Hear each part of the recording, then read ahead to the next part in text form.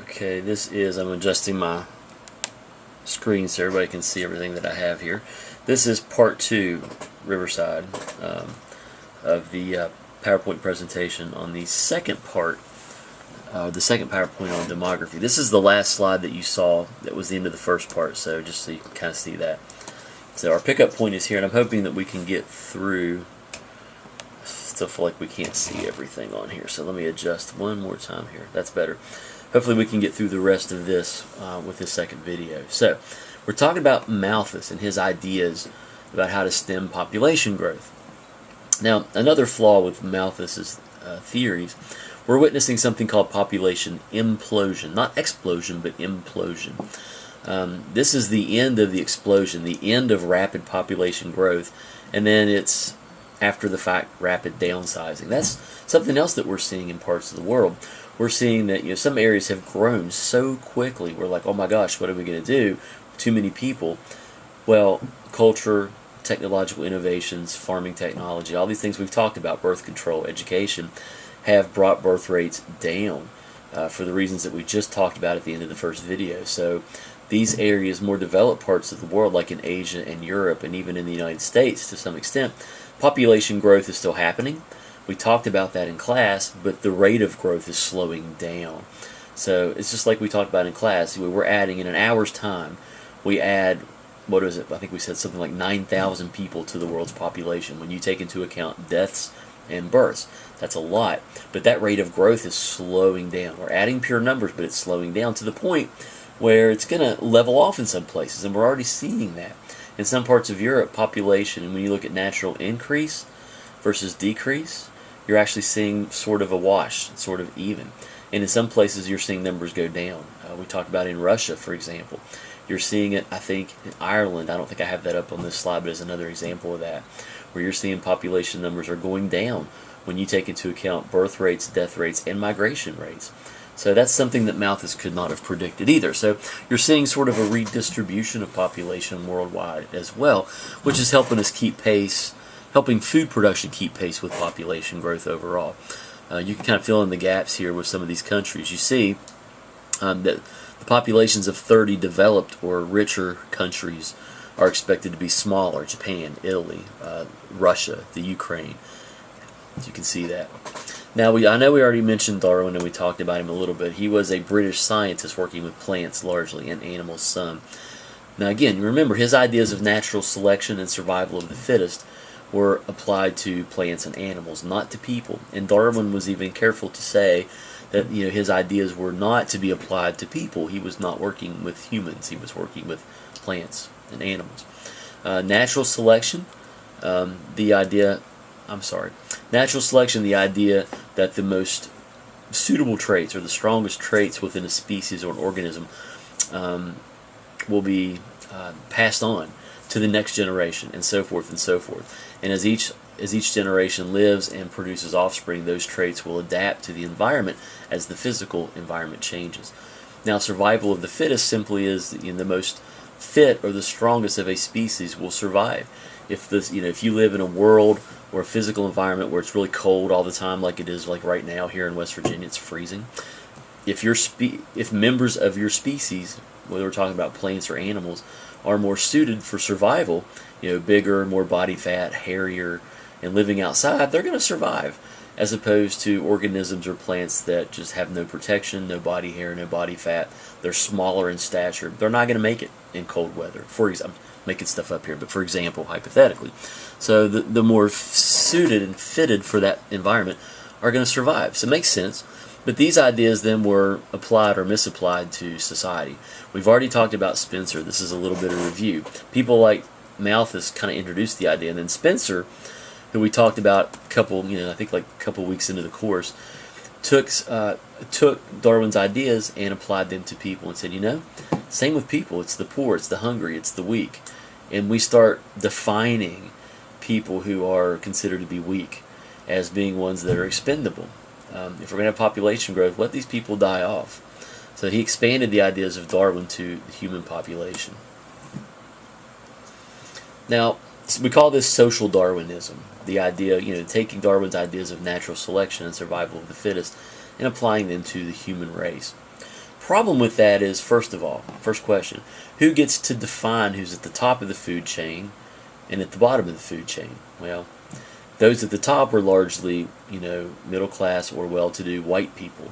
So they are the ones in power. They make the laws. They at that time were our teachers, politicians, doctors, lawyers, lawmakers, law enforcement.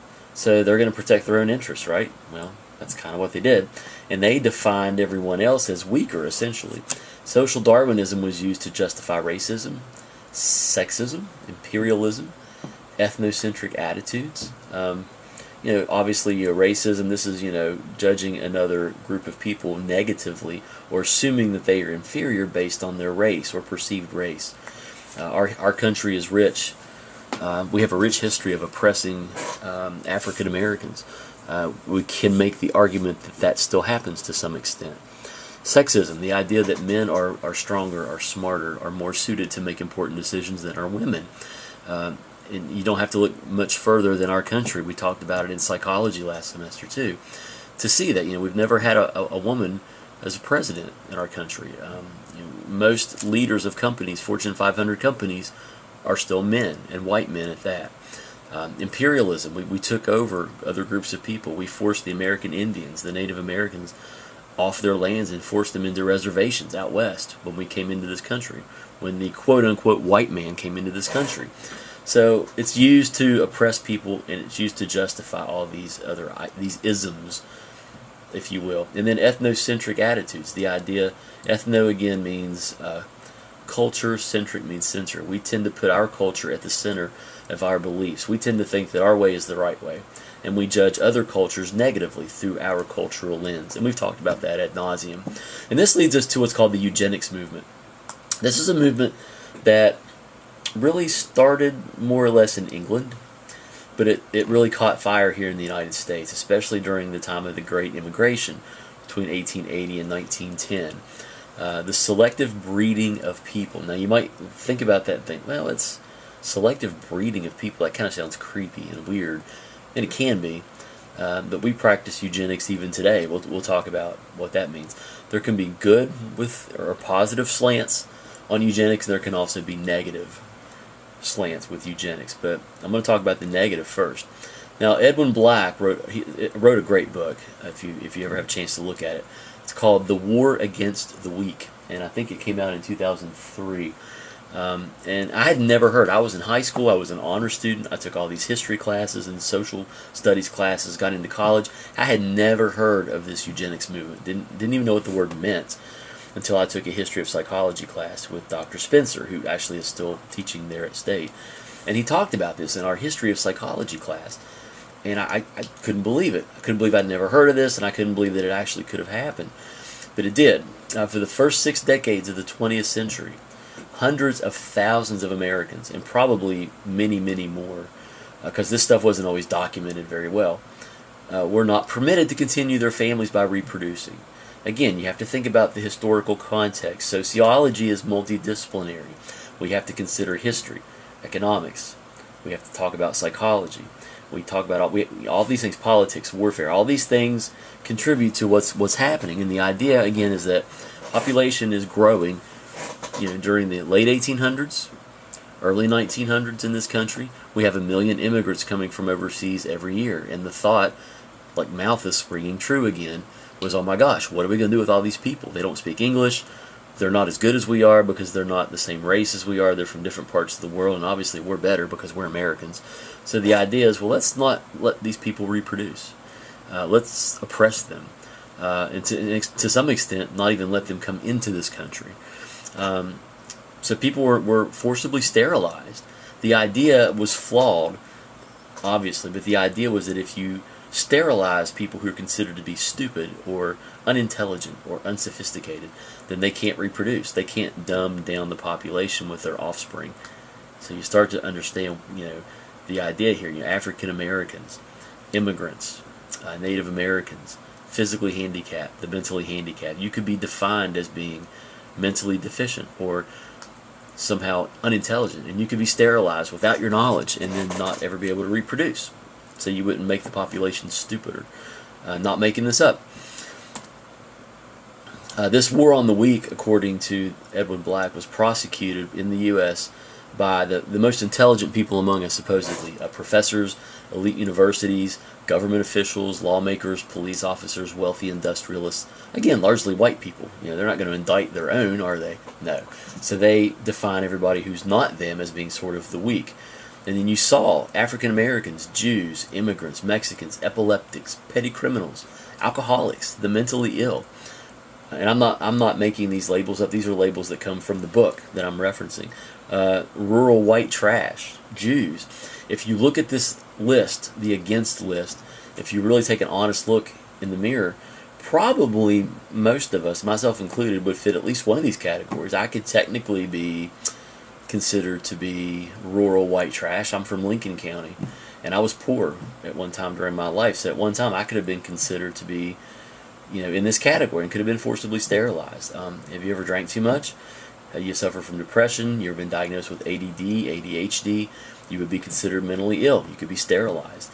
If you are not white-skinned, maybe if you're African American and you're watching this, if you have any sort of racial or ethnic, diversity in your background, you could be sterilized because you're somehow not smart like the rest of us. So this was prosecuted against African Americans, Native Americans, immigrant Jews to the U.S. during the late 1800s, Latin American immigrants as well, Irish immigrants during the late 1800s, just poor white people. I mean, crap, that could be a lot of us, couldn't it, who are watching this video. I would have fit that category at one time. Poor white women, just poor white women who were maybe widowed, their husbands had died in warfare or were killed at work. Now they're widowed. They could be considered to be feeble-minded or unintelligent and could be sterilized. Marriage prohibition was also enacted. Just taking a quick look here. In the United States to stop race mixing.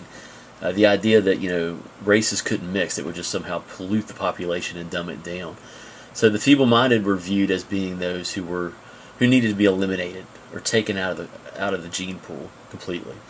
And the early psychologists in Britain and really in America devised these intelligence tests to kind of screen out the mentally defective.